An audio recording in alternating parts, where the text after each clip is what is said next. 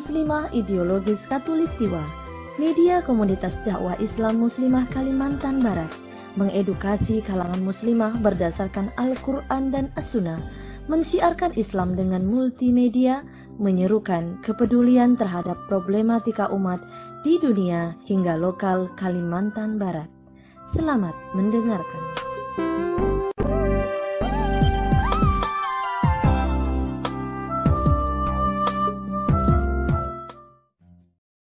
Assalamualaikum warahmatullahi wabarakatuh. Alhamdulillahirrabbilalamin. Assalatu wassalamu ala asrafil anbiya wal mursalin Sayyidina Muhammadin wa ala alihi wa ashabihi ajma'in, amma ba'du.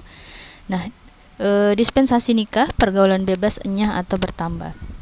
Nah, berita mengejutkan gitu kan ya, datang dari Jepara, Jawa Tengah. Jadi di tempat tersebut, di daerah tersebut, sepanjang Januari sampai 25 Juli 2020 itu ada 236 perkara pengajuan dispensasi nikah. Pun juga sama yang kabar berita dari Ponorogo itu bertambah sekitar 97 perkara dispensasi nikah gitu kan ya. Nah, ternyata 236 perkara pengajuan dispensasi nikah yang ada di Jepara itu mengalami peningkatan sebelum-sebelumnya gitu, dari sebelum-sebelumnya gitu. Padahal udah ada gitu kan ya Undang-Undang Nomor 16 Tahun 2019 yang maksud hatinya gitu kan itu tuh nak menekan angka pernikahan dini gitu kan ya, supaya pernikahan dini itu tidak bertambah gitu kan ya. Namun ternyata malah makin bertambah gitu kan ya. Nah, pun juga di Pontianak ada beberapa pekan yang lalu tuh ada gak gitu kan ya kasus kasus terkait dengan betapa maraknya pergaulan bebas. Nah, jadi adanya dispensasi nikah sebanyak 236 perkara yang ada di Jepara itu kan ternyata usut punya usut ada sekitar 50% itu udah hamil duluan, nah, alias udah hamil duluan. Nah, tadi yang saya sebutkan ada gak di Pontianak nih, di kota kita gitu kan. Baru-baru ini tuh ada di Paris 2 itu gitu kan ya, ada pembuangan bayi. Nah, ini berarti begitu maraknya gitu kan ya. Pergaulan bebas ini. Sementara undang-undang yang berlaku tuh gak buat efek jerak gitu kan ya, buat orang tuh hamil duluan barulah nikah gitu kan ya, ada gitu kan ya. Nah, kalau kayak gini upayanya, upaya udah dilakukan tapi masih saja gitu kan ya terjadi pernikahan di usia dini dengan kondisi mereka itu tidak siap dalam menghadapi rumah tangga gitu kan ya. Nah, ini sebenarnya ada apa gitu?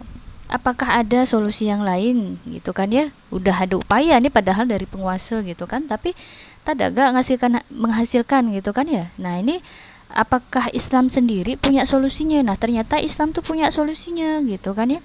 Jadi Islam tuh punya seperangkat aturan yang dia itu mengatur tentang kehidupan personal dan komunal gitu. Baik aturan Islam itu ya diberlakukan bagi individu dan masyarakat, sementara negara itu berperan sebagai pelaksana dan pengontrol secara keseluruhan. Nah, jadi fenomena dispensasi nikah ini berawal dari apa? Dari tatanan sistem pergaulan yang berlaku di tengah masyarakat, yaitu adanya liberalisme, adanya kebebasan gitu ya.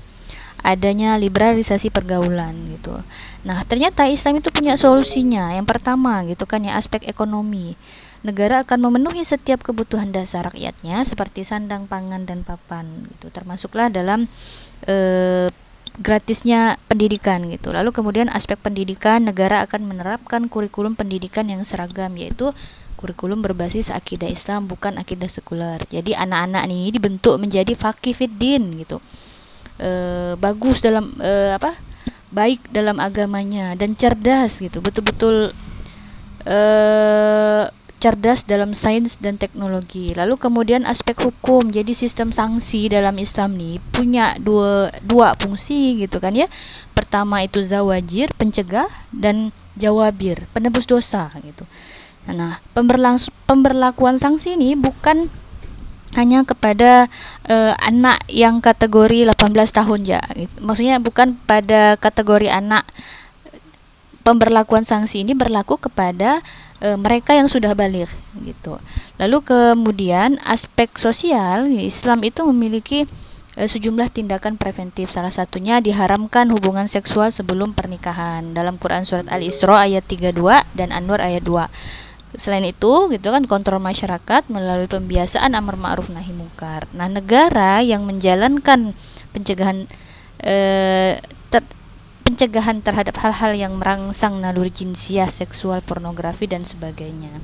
Nah, disinilah peran penting 3 pilar: individu yang bertakwa, masyarakat yang berdakwah, negara yang menerapkan sistem politik, ekonomi, sosial, dan pendidikan secara menyeluruh. Semua itu akan terwujud oleh adanya negara yang menerapkan syariat Islam kafah, yaitu negara khilafah. Oke, sampai di sini dulu dari saya, semoga bermanfaat. Assalamualaikum warahmatullahi wabarakatuh.